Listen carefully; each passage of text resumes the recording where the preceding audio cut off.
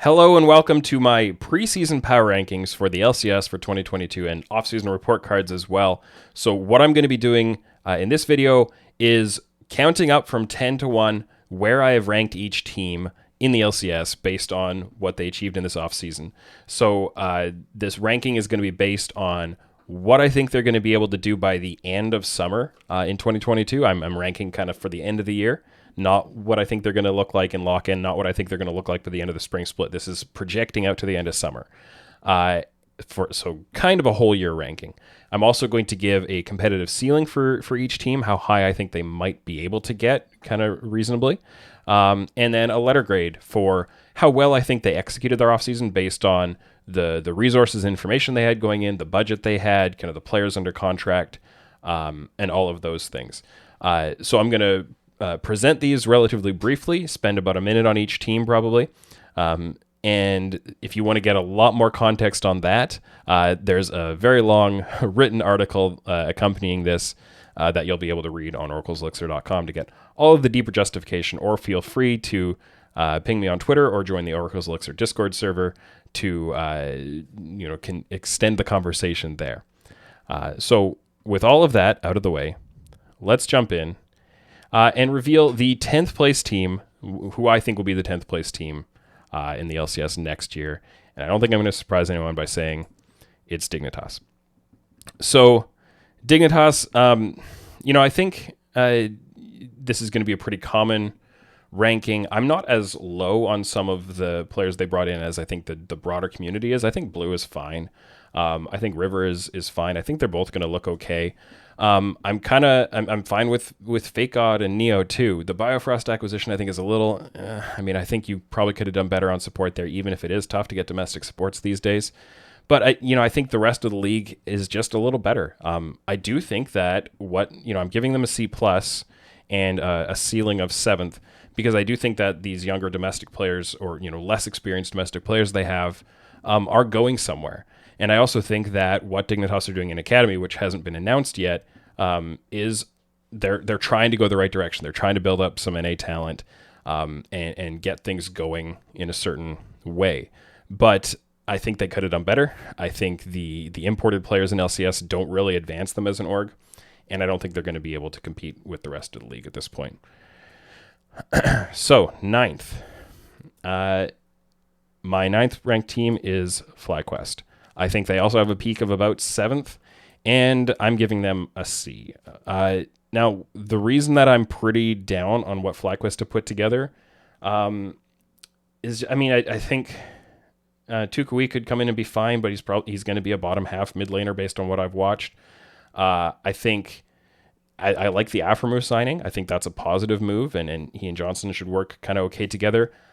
I don't think Kumo is the best top laner they could have gotten, although, again, it's also hard. I mentioned with NA supports, it's hard to get good players, but I think they could have done better here. And I think that as a whole, just the talent level in their team doesn't quite match up. And the reason that, I'm giving them a pretty low grade in their offseason is that I think they don't have prospects that I really believe in personally in the positions where they really need them. They've got an import, mid laner, and jungler, and those are the two new rookies they brought in. And I'm not that high on Spirax. I think he shows some potential, but he's not like one of the best amateur mid laners that I would have gone for. He's maybe kind of 4th, 5th, 6th down that list. Yuji is someone that, I can't really buy into him until I see him play more. And I think there is a whole lot of context around why they aren't working with NXI anymore. And I do, as a little bit of a tease, there's an interview coming out with FlyQuest's general manager and coach, and they speak to this situation a little bit more, but it's hard on paper for me to look at kind of what they've done in the academy level and say that they've moved their talent pipeline forward. So I don't think they've made their LCS team noticeably better, maybe slightly better, and I don't think they've made their academy pipeline noticeably stronger, unless their internal scouting and tryout process have revealed a lot of information beyond what I already know. So I'm not really high on what they've done. In 8th, I think it's starting to get a little more interesting with each rank. In 8th, I have CLG. and I've given them a B plus for their offseason, which is pretty positive. I think CLG had the hardest task going into this offseason because the fan base turned on them so severely. They weren't just being looked at as a bad team. They were being looked at as actively detrimental to the LCS. Like, they are dragging the league down. You got to kick them out of the league. Oh, if they finish 10th, one of the big talking points all year, and a mistaken talking point, was they're going to finish 10th and Riot's going to kick them out of the league. Like, no, that was never going to happen. It wasn't that bad, but that's what the fan base felt, right? So CLG came into that, and they've put together, I think, a pretty respectable LCS roster that could peak as high as 5th, in my opinion, depending, it'll take a little bit of failure from some of the teams above them. It'll take some strong kind of forward movement from Jenkins and Palafox. But I think Luger and Puma are really good. I think this will be a real strength for their team. I feel pretty good about contracts. And I think that, even if their academy team to me is a little uninspiring, and I think could have been a little stronger and have a little bit more kind of potential and upper end, talent in it for how far they could go in the length of time, I kind of get why you'd go with a little bit more reliability or known quality there. So, I feel pretty good about what they put together.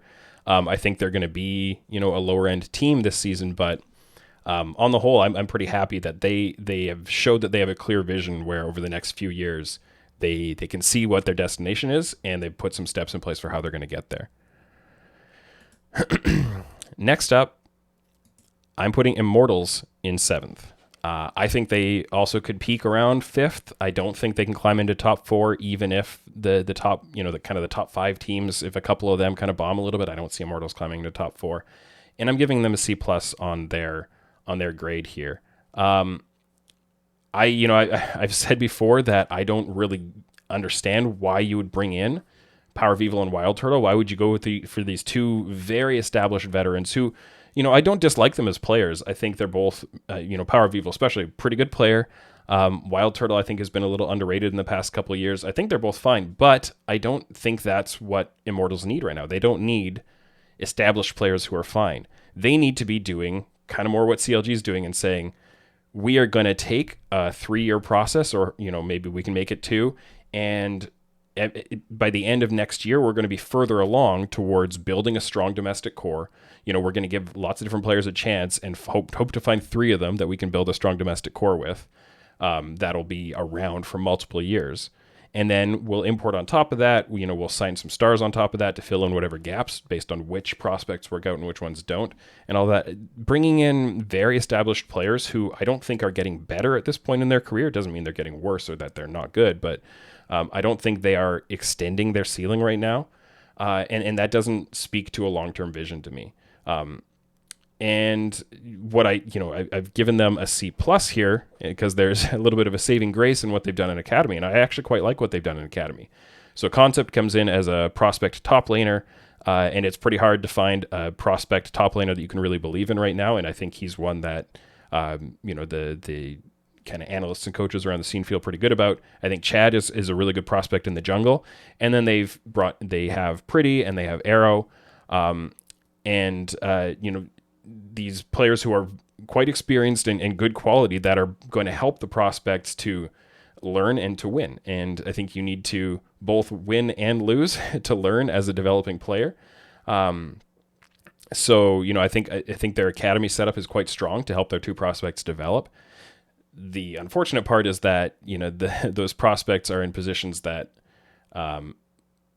aren't necessarily the ones, like they need a mid and a bot lane prospect to take over from their most established veterans. So, it's maybe not the most totally well-rounded construction of what they're doing at both levels, but I do think their academy is pretty good. So, that's how I'm feeling about Immortals right now. Let me make sure I'm going to reveal the right one next. We're going to rank 6. Rank 6, I have Golden Guardians, and I think at this point, most people, almost everybody, I think it'll be surprising if you find anybody who doesn't rank this into the same top 5 teams and the same bottom 5 teams, and it's really the ordering. And even if there's any kind of overlap in that 5th and 6th area, I'll be a little surprised by that. So, Golden Guardians here, I think they're 6th. I think it's pretty unlikely they'll climb into the top 4. I give them a B- because I like some of their moves, but I also think that they could have advanced a little bit of a different direction, continued their pipeline a little stronger. So obviously I feel pretty positive about Licorice and Ablaze Olive and that kind of solo lane core that they have. I was kind of one of the defenders of Licorice throughout the year when a lot of people were saying he was completely done and worst top laner in the league or close, one of the candidates for one of the worst top laners in the league. And I feel pretty good about Licorice, and I think he was being underrated. I think Ablaze Olive, I mean, he was my pick for Rookie of the Year and really came online and showed a lot more ceiling than I thought he was going to have. So I feel really strong about him as well. Lost is another player who I think is kind of underrated over the past year. A little bit of the TSM effect, expectations get so high being on TSM, and I think he suffered a little bit from that. A little bit of playstyle effect where TSM had, Huni on one side and Lost on the other side, and Lost historically has been at his best when he is able to play like a strong side laning scenario, try to smash his lane 2v2, and all those kinds of things, and that's not the style he was being asked to play. So on this Golden Guardians team, I think he'll be able to come into his own a little bit more, and I think those three players give them a really strong core. Now, Ole is pretty surprising to me. Kind of like with Biofrost before, like I'm not really sure what to expect here. Been out of the scene for, a year or more. It's I don't know. It's hard for me to give him credit that he's going to come in and be really good. But possibly he will. And if he does, then they'll be able to achieve maybe a little bit more than I'm thinking. Pride Stalker, I think I'm having a hard time knowing what to expect out of him, because in the level he was playing at, he was, I mean, especially statistically, he was really smashing it. His numbers are so big, the huge early leads he got and how badly he was out farming enemy junglers, lots of damage. But he also, played a ton of Xin Zhao, which, I mean, may or may not be in the meta and may or may not go banned every game if it is in the meta against him. He played a ton of Zed. I mean, good luck replicating that. Maybe it will stay in the meta somehow. I don't know. But he did play other champions too. I thought his Lee Sin was fine. I watched a bunch of games of him. He's willing to play some games on Trundle and stuff like that. So it's not like he's literally a two-trick. I did find some things about the way he played where I sometimes I was having a hard time grasping how he was trying to coordinate with his laners, and I didn't think that there was a clearest plan there. There were some like strange inefficiencies or mismatches in his pathing. So possibly, maybe I was just watching those games at the wrong time and in the wrong state of mind that I just wasn't picking up on it. But I'm not super stoked about Pride Stalker. So on the whole, I think they're pretty good. I think they're probably better than a lot of people are going to give them credit for. But I think they could have done a little more, and some of their choices in the academy level surprised me a bit, because when you like Iconic and Chime you tried them in LCS, now you're going to move them down to academy, and if you didn't think they're good enough for LCS anymore, you think they're going to like demoting them and re-promoting them later seems very unlikely. So I think you could have maybe gone for some actual, new prospects there that you thought had a higher chance to kind of reprove themselves. Tony Top is interesting. I think he's a real prospect that you can pay attention to and see what happens there. But yeah, on the whole, I think their academy program didn't really advance going into next year. So that's kind of part of the reasoning for the B-. But let's move on from there. Let's go for rank 5, and here's where things get more and more spicy, more and more interesting, I think. Rank 5, I am putting in Cloud9. And you can see right away, I've got them ranked 5th, but I think they've got a ceiling of 1st. So this is a team I think has the highest variance of any team going into the league next year. If everything works the way it's intended to work, they can win the league. I mean, they could be one of the best teams the LCS has ever seen if it all works. But there are so many question marks. There's so many things that I'm like, yeah, but like if this, and this all work, they'll be a first place team. And what are the chances that all of those things or enough of those things are actually going to work? Things like, okay, mundane stuff. Summit, Berserker, Winsome, are they going to acclimate to NA? Okay, that's, this has been dealt with before by a lot of other teams. But there is some risk to it. It sometimes works, it sometimes doesn't. Things like Fudge role swapping. Like, this is actually a really big deal. And sure, good players can be good in other roles, and it's a solo lane. It's not like he's going from top lane to bot lane or something like that. But I'm a huge Fudge fan and supporter. But I'm not sure that I think some of the areas that he had the weaknesses that I thought he had to work on most could be exacerbated more in the mid lane. Things to do with how he coordinates with his jungler, the way he coordinates his wave management with what's happening on the rest of the map, stuff like that. So I'm kind of concerned about that. I wish he had stayed a top laner personally. Things like LS's ability to have the team execute on the kinds of game plans, which I think he would say he wants the game to be played differently than most people play it. And obviously from his perspective, in a better way. And you have to actually put that into practice. There is some risk there that his ideas, not that his ideas, there's a certain level of risk that his ideas won't prove effective in practice, and a different level of risk that his ideas won't be translated well by his players, right? Both of those layers. And you both need his ideas to be good, and you need his ideas to be executable by his players. Winsome, I think Isles is a better player than Winsome from what I've seen. But Isles, I think mid-level LCS support and could be totally fine. Will he work well with Berserker? I don't know. Maybe Winsome will work better, and they've got to make that choice. There's some risk there, and like which of these supports is going to pan out, all of that kind of stuff. There are just so many different risk aspects here, and I'm probably haven't even touched on some of them. So we'll have to see. I think there's a risk that they don't do very well, but again, if it does all work out, they could be a first place team. The B grade is just because I think they did put themselves into this position with so many question marks. I think there were some easier choices that could have narrowed their range of outcomes. But I do respect the fact that they're trying something new and different and that they're investing into it fully.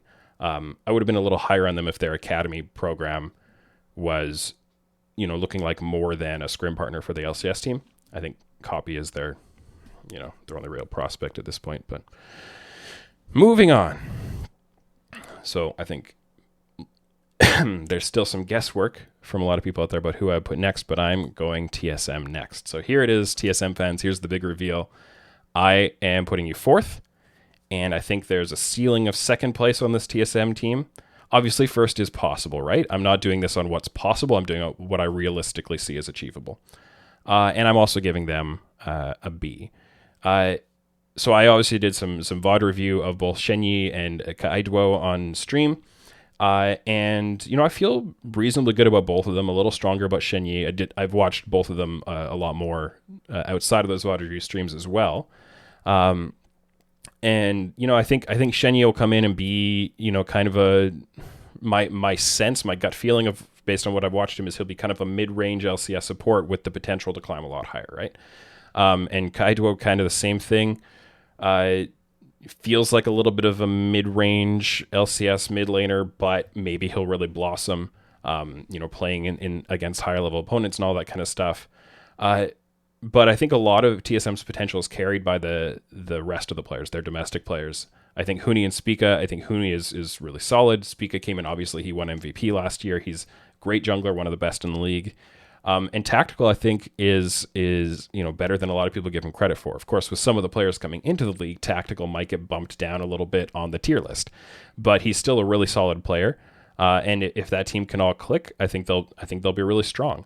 And I think for them to land in this kind of fourth place spot, they only really need one of the other top 5 teams to not click and to have their risks not pay off. And maybe if a couple of those do, they can climb a little higher. But I think for TSM to climb higher than this is going to require a little bit more of other teams not working out. And I think TSM, they're going to perform at a relatively predictable level to me. That brings us to number 3. Excuse me.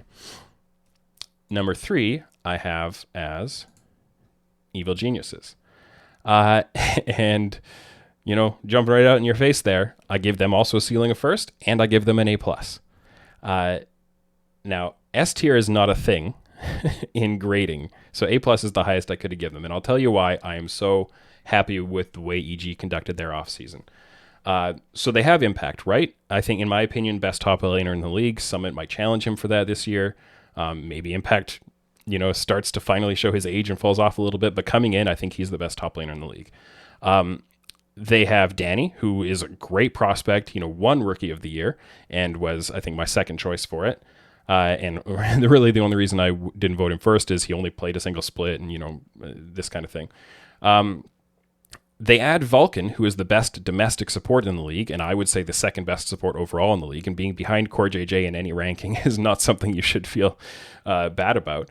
And then on top of that, they import Inspired, who's really strong jungler, and they promote Jojo Pion, which was, I think, one of the best moves of the offseason because he's so ready for it.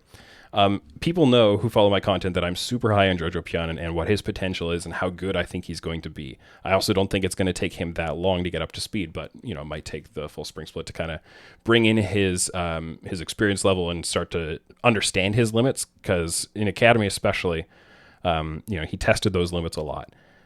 And so he's going to have to take some time to figure out what his limits are and also how to deal with the likelihood that people are going to attack him really heavily with their game plans, just knowing what kind of player he is and what kind of story that he's kind of telling. I think people know that EG came into this offseason and they had a couple of different directions they could go. One of the directions was to promote Jojo Pion and kind of commit all into him. A direction that really wasn't viable is they could have tried to get Chovy, but Chovy was never going to come to NA. I don't think people realize that EG as a team believe in Jojo Pion even more than I do, right? Like their hype on him is higher than mine. The other direction they could have gone was to bring in Humanoid, and they chose to go with Jojo Pion, right? If that doesn't tell you how much EG believes in this player, then I don't know, nothing is ever going to sell you to this. So when you add all of that in, and the A+ is not something you can get purely on good LCS moves, they've also got an academy program that backs up their LCS team perfectly. They've got Soligo, who has shown he can hold his own in LCS if needed, just in case, the low end of Jojo Pion comes out. And they've got Kaori, who is somebody that a lot of people won't necessarily have heard of, but this is a player who was considered by top 5 LCS teams for an LCS spot. By at least one team. And they've got him in Academy as their backup to Danny just in case a problem happens there. So they've got the veteran backups in exactly the right spots, and then they've got 3 really interesting NA prospects in the other 3 to try to have that next phase coming. So I love what EG have done this offseason. I love the team they've put together, and I think with the 3 really solid veterans and the 2 young players who have super high ceilings, this team could be super, super good, and they'll be a ton of fun to watch. So let's move to team number 2. So we're in between either 100 Thieves or Team Liquid. My rank 2 is going to be 100 Thieves. And of course, if you're in the top 2, then you have a chance to peek into top 1. There's not a whole lot you need to say about 100 Thieves here. They have the same roster, but they added Tenacity, and I think Someday was probably their weakest individual performer last year, so this is a good spot to have kind of this hype young prospect come in. Whether the 6-man roster will work out or not, we'll have to see. There's a little bit of risk to that, but I think also by the time summer's here, they'll know whether they need to fully commit to one of the players or not, so I don't think there's a big risk there. I think Tenacity could overtake Someday this year, and if so, that pushes their ceiling a little bit higher. That's something that would probably need to happen for them to be first again. I'm giving them an A grade because I'm a little disappointed that Kenvi isn't going to be in the LCS. I don't think that's 100 Thieves' fault. I think they made him available. Papa Smithy has said on publicly that Kenvi only wanted to go to a top 5 LCS team, and none of those teams, I think, needed him. None of those teams made an offer for him. So, it's not, I don't kind of blame 100 Thieves for him not being, it's just selfishly, I would have liked to see Kenvi go into the LCS and join someone like a CLG or a Golden Guardians and good for the LCS if that happens. But what 100 Thieves have done, aside from standing pat, more or less, which is a good move, they also brought in another, some forward movement in their talent pipeline, and they brought in General Sniper, who I think was the most highly prioritized very young prospect of anybody out there. So they kind of, from that perspective, won that part of the offseason, and I think they've made some pretty simple but straightforward and right choices. So I'm excited for them. And then, of course, finally, we have Team Liquid, who I don't know how you can not default to having them as the best team next year based on just the name brands and the skill and all that coming in. I give them a B+ because it was, Team Liquid don't really have to make difficult choices. They made good choices, but it wasn't really difficult for them to say, here are some of the best players out there that we could possibly bring in. Oh, Bjergsen's retiring. Yep, we're going to go out and go after him. And they had the best offer, the best money for that. And he didn't want to stay with TSM once TSM weren't able to get a certain player, whether that was trying to unite him, whether he really wanted to play with Cordia J or if it was someone else. We've seen Reginald said that about Bjergsen having a specific player he wanted to get in.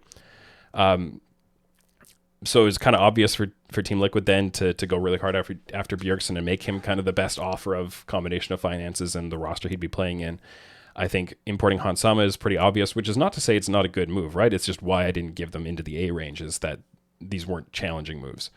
And Bwipo too, kind of in that same range. So I think they're a really strong team. Now, to be clear on this, if you gave me even odds on picking TL to win the LCS, in summer versus the field, I would pick the field. Okay, I think there's so many other good teams that one of 100 Thieves, e.g. TSM C9, should end up better than Team Liquid. I think with that extra undiscovered ceiling they should have. But I couldn't tell you that any of them have a better individual chance than beating TL. So that's why TL ends up rank 1 here. And man, if they don't go to Worlds and if they don't win at least one LCS trophy, that's a little bit hard to imagine and would show some real problems in how their year played out. Now, where things could go a little bit wrong is, I did a run it video saying, that basically Bjergsen or Bwipo is going to need to step up and be a little more selfish than they have in the past because, Hansama is not an Uzi style player. Hey, Bjergsen might have a little rust and that might be a bit of a problem, and maybe he's not going to be as good as he was 3 years ago or something like that, but he was good in his last season too. Just so, I don't think there are a lot of big risks. There are just a few small ones, and I think there are other teams that could have potential to overtake them. So those are my rankings and my grades overall for this offseason.